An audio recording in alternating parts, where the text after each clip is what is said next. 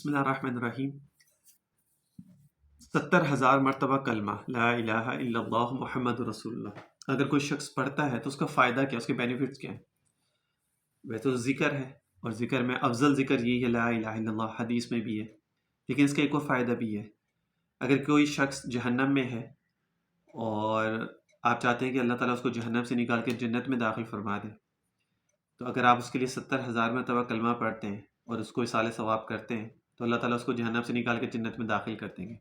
یہ اس کا سب سے بڑا فائدہ ہے۔ ایک شخص تھا، اس کو کشف ہوتا تھا، اللہ تعالیٰ نے اس کو صلاحیت دی تھی، ایک نیک انسان تھا، تو اس نے دیکھا کہ اس کی والدہ جو ہے نا وہ جہنم میں ہے۔ پریشان ہوا وہ، امام قرطبی رحمۃ اللہ علیہ کو پتہ چلا۔ ہمارے بزرگ بڑے جو تھے نا وہ یہ ذکر اذکار جو تھا نا وہ اپنے پاس محفوظ رکھتے تھے، پڑھ پڑھ کے تعداد اس کی، یعنی روزانہ 1,000 مرتبہ پڑھا یا 500 دفعہ پڑھا تو اس کو لکھ لیتے، اپنے پاس محفوظ کرتے جاتے تھے۔ ان کے پاس بھی محفوظ ہوگا، اپنے لیے بھی آپ صدقہ جاریہ کر سکتے ہیں، تو ان کے پاس وہ محفوظ تھا۔ انہوں نے وہ ثواب، اس کا جو کلمے کا جو ثواب تھا نا وہ اس کی والدہ کو پہنچا دیا۔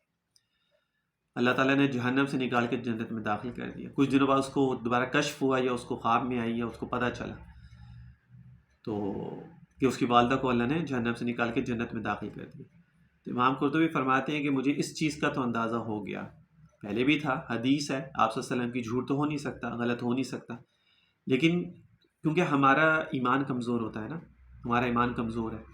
تو ہم لوگوں کو کوئی چیز ہمارے سامنے ہوتی ہے نا، اب جیسے کوئی انسان کے آیت الکرسی پڑھ کے گھر سے باہر نکلو، ہر چیز سے شر سے محفوظ رہو گے، کوئی نقصان نہیں پہنچا سکے گا، لیکن ہم پڑھ کے بھی نکلتے ہیں پھر بھی ہمارے دل میں ڈر خوف تھوڑا سا رہتا ہے، کیونکہ ایمان کی کمزوری ہے، یقین کی کمزوری ہے۔ تو امام قرطبی فرماتے ہیں کہ مجھے اس چیز کا اندازہ ہو گیا کہ 70,000 مرتبہ اگر آپ پڑھ کے کلمہ کسی کو صالح ثواب کرتے ہیں تو اللہ تعالیٰ اس کو جہنم سے نکال کے جنت میں داخل کر دیں۔ قربانی ہے کسی کے لیے پڑھنا اور پھر کسی کو صالح ثواب کرنا، 70,000 مرتبہ کوئی آسان نہیں ہے۔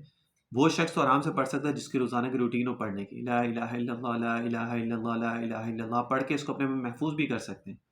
اپنے والدین کے لیے محفوظ کر کے رکھ سکتے ہیں۔ کسی انسان کو کچھ نہیں پتا کہ وہ جنت میں جائے گا جہنم میں جائے گا، نیک سے نیک انسان اس کا بھی نہیں پتا، گناہ گار سے گناہ گار انسان ہے اس کا بھی نہیں پتا، کوئی ایک ایسی ادا اللہ تعالیٰ کو پسند آ جائے اس کو جہنم سے نکال کے جنت میں داخل کر دے۔ تو کم از کم یہ ایک آسان طریقہ ہے کہ آپ روزانہ اپنی روٹین میں 500 دفعہ بھی اگر پڑھ لیتے ہیں یا 1000 دفعہ پڑھ لیتے ہیں تو 70,000 مرتبہ آپ کا آرام سے ہو جائے گا، کر کے اپنے پاس کو محفوظ کر لیں۔ تو والدین میں سے، کوئی رشتہ داروں میں سے، کوئی قریبی بہن بھائی چاچا ماموں جو بھی ہوتے ہیں، جو بھی آپ کو کلوز ہوتے ہیں، جن کو آپ کو جن سے پیار ہوتا ہے، تو آپ ان کے لیے وہ صالح ثواب اسی وقت کر دیں، جب ان کا انتقال ہو اس کے بعد صالح ثواب کر دیں، اللہ تعالیٰ اسی ٹائم ان کو جہنم سے نکال کے جنت میں داخل کر دیں گے۔ تو یہ ایک بڑا شارٹ کٹ میں تو اس کو کہتا ہوں کسی کے لیے بھی، کہ اللہ تعالیٰ نے ایک ایسا حدیث میں آپ صلی اللہ علیہ وسلم نے ایک ایسا کلمہ ہمیں دیا کہ جس کی پڑھنے کی برکت سے ایک جہنم میں انسان ہو وہ جنت میں داخل ہو جائے۔ تو اس لیے میں کہتا ہوں ذکر اذکار میں لوگ بہت سارے ذکر اذکار کرتے ہیں نا، 3 چیزوں کا ذکر اذکار ڈیلی روٹین میں آپ رکھ لیں، لا الہ الا اللہ کا، استغفار کا، درود شریف کا،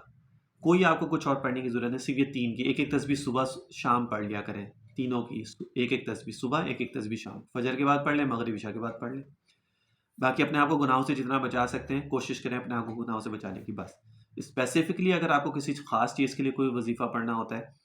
کوئی پریشانی ہے، کوئی کام رکا ہوا ہے، کوئی رکاوٹ آ رہی ہے، کوئی ہو نہیں رہا کام، تو اس کے لیے ایک وظیفہ صرف اس کے لیے شروع کریں، وہ بھی اجازت سے پوچھ کے۔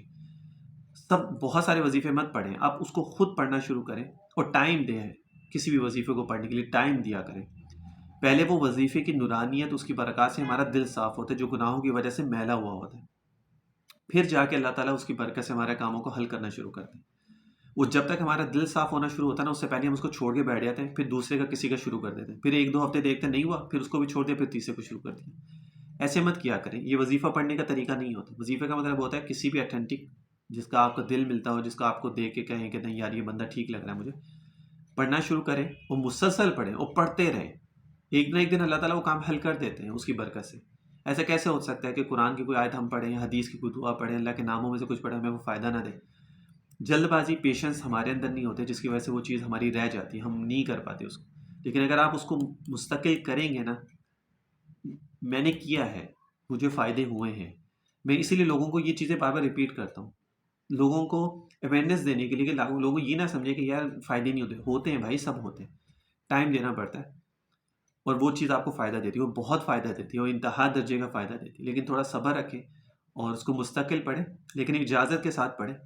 تاکہ کل کو کوئی مسئلہ بھی ہوتا ہو جن سے آپ نے لیا وہ ان کو پتہ ہو کہ ہاں جی اس کا کیا مسئلہ کیا نہیں ہے۔ ویسے مت پڑھیں دیکھ دیکھ کے، یوٹیوب پہ ڈیلی بیسس پہ ہزاروں نہیں، لاکھوں نہیں، کروڑوں وظائف اپلوڈ ہوتے ہیں لوگوں کے مختلف چینلز، سب مت کیا کریں۔ کسی ایک خاص چیز کے لیے میسج کریں، اجازت لیں، بتائیں کہ یہ مسئلہ ہے، یہ پرابلم ہے، پھر اس کو شروع کریں، ان شاء اللہ تعالیٰ آپ کو اس سے ضرور فائدہ ہوگا۔